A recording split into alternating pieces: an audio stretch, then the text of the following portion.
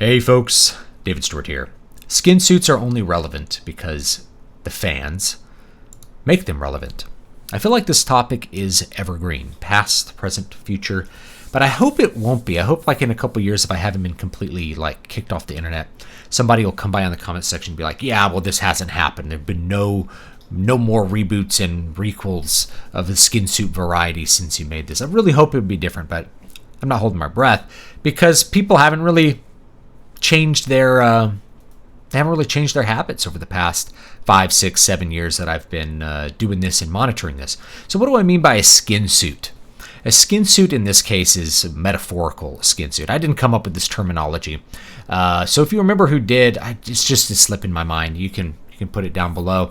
You wear the skin suit and demand to be taken seriously. It's where you take an established intellectual property or franchise from the past and you hand it off to new creative directors who have nothing to do with the original production, and they basically wear the franchise as a skin suit. It's like they carve it up, they put it on, and they demand to be regarded as whatever skin they have pasted on themselves. So they pretend to have some sort of valid control over whatever the franchise happens to be. As I'm making this, there's been a lot of backlash against, again, another 1980s franchise that was popular with kids that grew up in the 80s and 90s. It gets rebooted by people who are not fans of it, and it comes off as a hate letter to the fans. The fans immediately realize that it is not genuine, they dislike it, and they post on the internet about how much they dislike it, and that, in fact, is what's creating its relevancy. The first one is they watch it, and they care about it.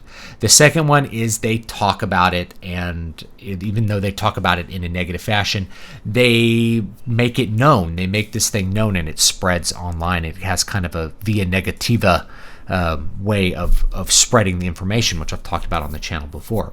So these things are relevant because the fans refuse to make them irrelevant. They refuse to ignore them. And I've been watching this since The Force Awakens in 2015. It's now 2021. So we're coming up on 6 years of me talking about this, 6 years of me doing movie reviews and book reviews and all sorts of videos like this about it. And the reality is the fans have not changed their behavior at all. Okay, they still continue to give relevancy to the skin suit. And here's the razor. Here's where things are a skin suit or are not. Are the original creators involved with the production? And are they involved with the production to such a degree as like they have some sort of creative control and input over it? They have some sort of say over what it is and isn't. If the answer is no, it's a skin suit, you shouldn't watch it. There's really no point. Why would you go and watch a reboot of something you liked in the 1980s? You can just go watch that thing that you liked in the 1980s. Well, I don't want to rewatch it 100 times. I want what I liked, but more of it. It's not going to happen. Find something else that is new, that is maybe similar to it, and that's going to be what you like, but more of it. Find hopefully something that's independent, won't have this sort of creative death cycle, the corporate IP death cycle, which I've talked about a bunch of times. It starts with like an inception of an idea. There's an explosion where a thing gains a lot of popularity.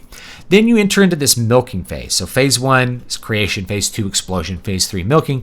Milking is where a corporation which owns the IP begins to try to extract as much value out of it without investing as little into it as possible. So the original creatives start to move on because they can command higher salaries elsewhere. Writers are usually the first ones to go, and they're really the heart of what makes something like a TV series or a movie really good. Directors will move on.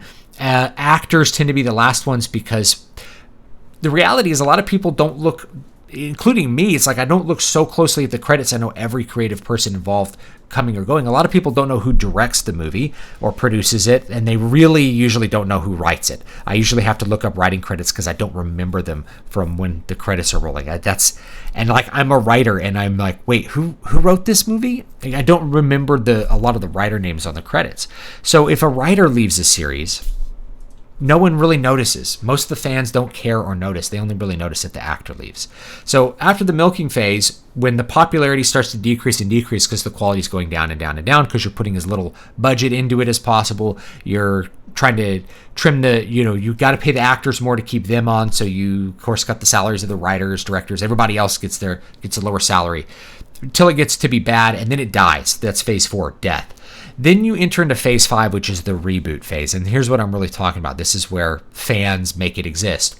So you reboot the franchise, or you revive it basically from the dead. You make a new sequel, a requel, a reboot, a remake, something like that. And the fans who remember back phase 1, phase 2 when it was good, they come back and they buy into the remake. They go and watch it, they buy the movie tickets, they buy into the remake. And if the remake is successful, you move right back into phase 3 and you start milking it until it's dead again. Then you reboot and revive it again. There's so many franchises you can look at that do this. There's like Thundercats. Thundercats was a popular 1980s franchise. It, of course, eventually ran its life cycle and died, and then they did a reboot. I'm trying to remember when they did a reboot that was very much in the style and tradition of the original Thundercats. It wasn't that successful. They did another reboot. So that reboot wasn't successful. They did another one called Thundercats Roar, and that one wasn't successful. And they'll do another one. Maybe they'll do a live-action reboot of Thundercats until it hits, and then they'll start milking it again. And that's the way that the corporate IP death cycle actually works.